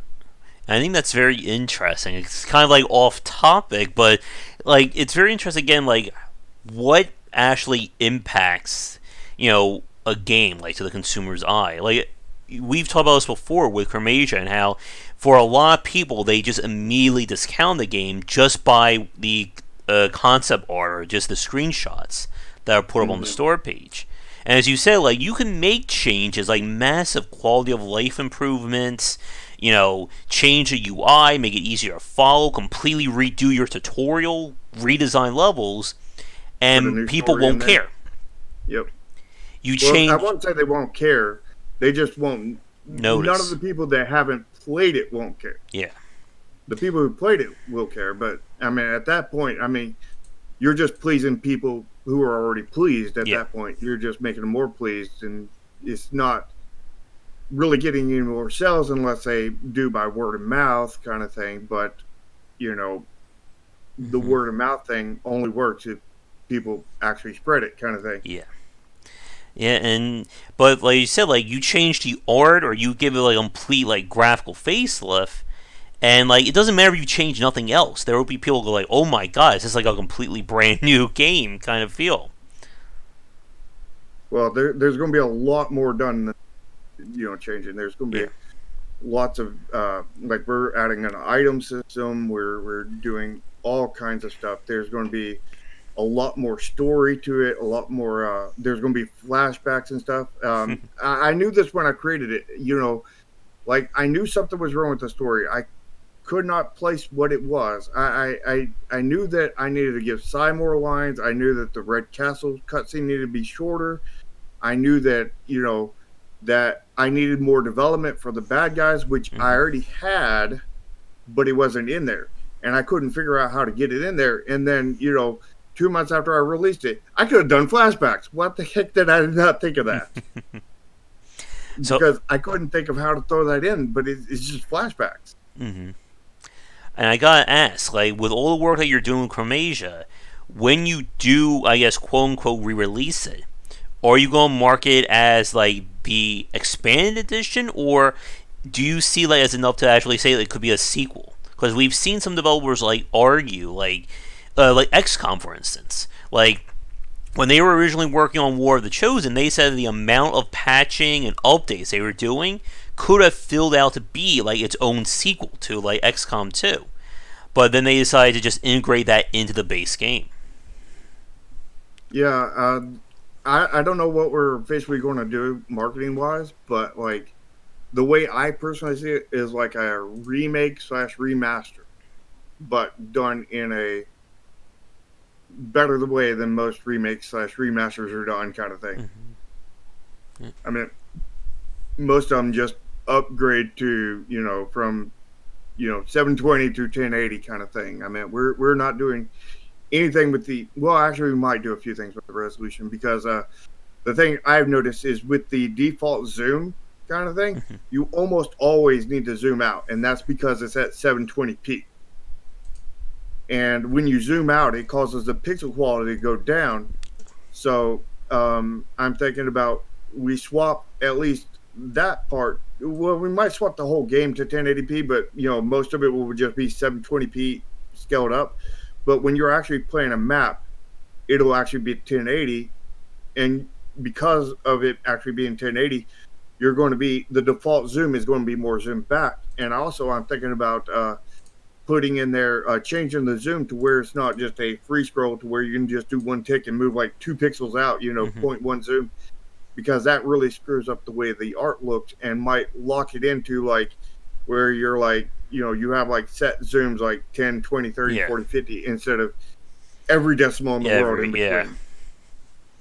Yeah, I would imagine like with the pixel graphics, like as you said, like it can get to look, you can have like those very awkward resolutions if it's like zoomed down, 7.34% or something like that. Hmm. Oh. And the thing is once you do that, Mm-hmm. like once you scroll once, you can never go back to the original way it looked, unless you're really lucky or really good or know exactly where that point is. I know I don't. Mm-hmm. It's like once you install it, and maybe even after you install it and you just reinstall it, like you never can get that one zoom back again, pretty much. Yeah. Especially like with like mouse wheels too, like the amount of force you apply when you're scrolling, 7.437 versus 7.439 or something like that. Yeah, and calibration, you're actually PC interpreting those numbers. Like Mm-hmm. there there even if you could monitor it, it may be physically impossible. You might be able to get back to like you may be looking for 1.0 and the only options is 0.9999 Oh or yeah. 1.0001. And if you just, Mm-hmm. no matter how much you move it, that step in between is unaccessible. Oh yeah. Oh my god. Unless you can just type in the value, but then that's its own, nightmare trying to code that. I bet. Yeah, you have to hack your computer basically. Yeah, and just all kinds of like trouble from that. And you know I knew there was going to be at least some issues with that, but I did not think that it would be as much as it is, kind of thing. And Mm-hmm. I think that really downgraded the art a lot, between that and the mismatched art, which is, and some art that isn't of quality kind of thing, or good enough kind of thing, like the world map, Hmm. is a good example for quality. And the houses, like I did a new house. It's basically the same house, but like it's a good bit different. It's still not done. That's also posted on the Discord kind of thing. There's a there's a map, there's the house, and there's the new grass. Although none of them are final, but they're all on the Discord for people to look in the Chromasia updates kind of thing. Um, but I think there might be a couple other things in there, off the top of my head. But I mean, the last dev chat was an amazing dev chat. Tons of stuff. Tons of mind blowing, and you know, people who had already seen the stuff. Was just amazed at how it actually really looked. And I'm amazed every time I look at it. It's like, did I actually do that? But like, I mean, all that stuff looks really good right now, in my opinion. And in everybody I've seen it says the same thing. But the thing is they probably aren't even halfway done. It's going to look even way better than it does now when it goes. I mean, the grass might not. The grass might be pretty close to finished. I don't know. We'll have to put that in and kind of test it, kind of thing. Mm-hmm. But like the map and the house, the map especially, nowhere near done.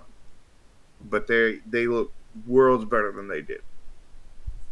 Still look basically this. Well, I mean, the house still looks basically the same, but it still looks way, way better than it did. Are you going, or have you done any work with the actual character models yet? No, I haven't. Everybody seemed to love the character model. Okay. It's just more like the environment itself. Yeah, I mean, like a lot of the complaints are the low quality trees kind of thing, and the low quality trees are actually super high quality. Probably it's so high quality they don't match everything else, and they don't match with everything else, and they become, because like every pixel on that tree is a individual pixel. There is no pixel that is the same. And then especially when you play with the zoom and the blur, and it basically applies anti-aliasing, because that's what it does. And anti-aliasing, if you probably know that anti-aliasing makes pixel games look really crap. Mm-hmm. And that's basically what the zoom does to it. And basically, when you apply that over every pixel is different on that tree, it makes the trees look even worse kind of thing. And then you have that every pixel is the same, and then every pixel is distorted because of the anti-aliasing, and then you have that on grass that every pixel is different, and that anti-aliasing, and then you have like the roads that you have big blocks of color kind of thing, and then when you anti-aliasing it maybe slightly changes, but not really, and then you have those two things right side by side. It's like, oh, that's bad. It makes the trees and the grass look really bad. And a lot of the problem seems to be the plant life stuff. Anything that we did, every place where I screwed up and put every pixel different kind of thing, where we have like solid blocks of color kind of thing, that seems to be really solid. I have a feeling that if we were to make all the art, every pixel is different, it would probably look good. But that would be so much work, and it's, better to convert the ones that are every pixel is different to solid colors than it is, or blocks of colors kind of thing. Then, every pixel is different on everything, because we would probably never get done. All right. I think we kind of got you over your time there, though, Shark. Oh, yeah. Again, like, the people watching, they're just enjoying us, ranting and raving for hours on end. But I'm afraid I do have to get going in the next few minutes as well. But I am sorry to hear about some of the issues with Project Tri. I hope that things do move along now that you're back in the internet world. Hopefully, hopefully. All right. But I guess I'm going to cut out now and let you close it out. All right. Yep. And I think I'll probably just do a quick wrap up here because I could easily because I have to get going in a few minutes myself. But Shark, thanks again for coming on. I'm sure we'll see you again maybe next week. And yeah, All keep right. us updated as to how things are going. All right. It was good being here. Good talking to you guys. All right. All you guys in chat. I have been reading all this time. I'll see you tonight maybe for our regular game stream too. Yep, probably.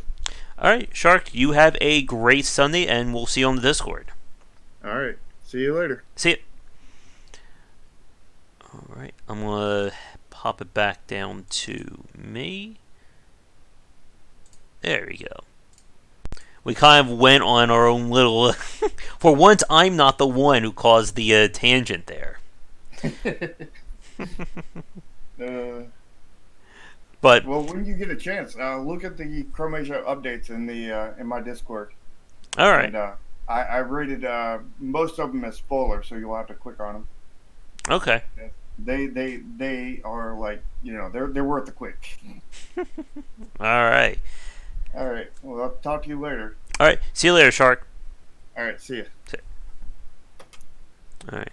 Now everyone can talk, get all the mean comments about Shark, right? But yeah, we kind of went on our own little, and now Draken is continuing it with talking about we were talking about pasta last night when we were talking about.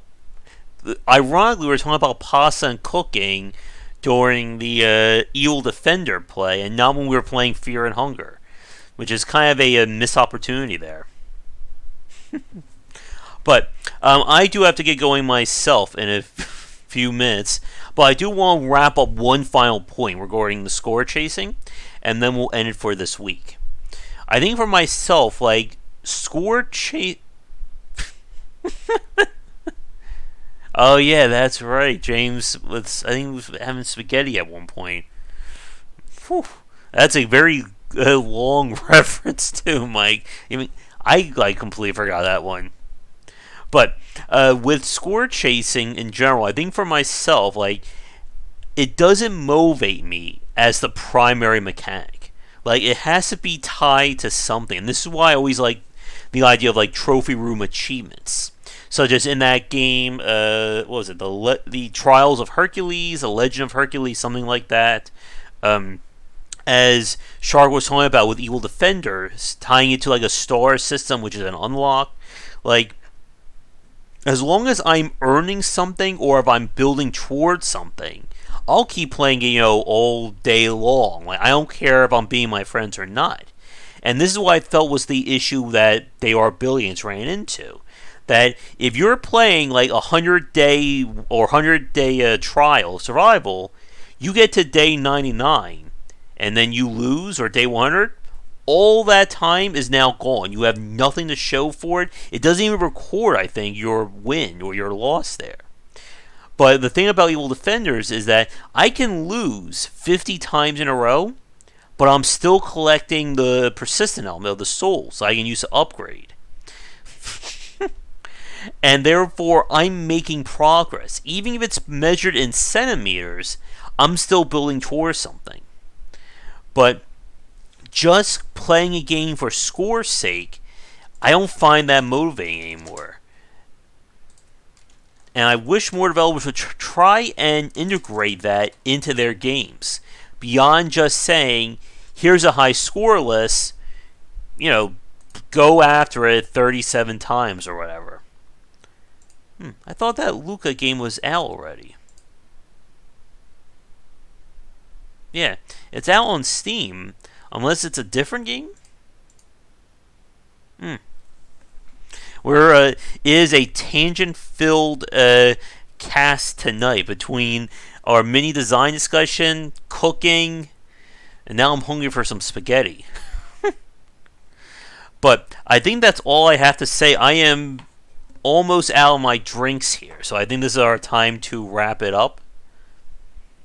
But I think other than that, as a quick final update. So we'll be back around 9:30 for some classic game. I'm not sure what yet. But this has been a very awkward stream with all our random stuff. But it's great to have Shark back on. I'm sure we'll talk to him again next week. And I need to find some more guests for our regular casts. But I'm going to end things here for the stream. So everybody watching this live or recorded, thank you so much for coming out. If you'd like to catch this ad-free and uncut, or I'm sorry, it's going to go up uncut anyway. No, I did not. But if you like to see these ad-free or our regular talks ad-free, be sure to check out patreon.com/WBycer. We do our live shows every Sunday around 3:34 EST, but I'll be going back to our game streaming tonight. So everyone, have a great rest of the Sunday or 4th of July weekend, and come back for daily discussions on game design here, and on Game Wisdom, where we examine the art and science of games. Until next time, have a great evening.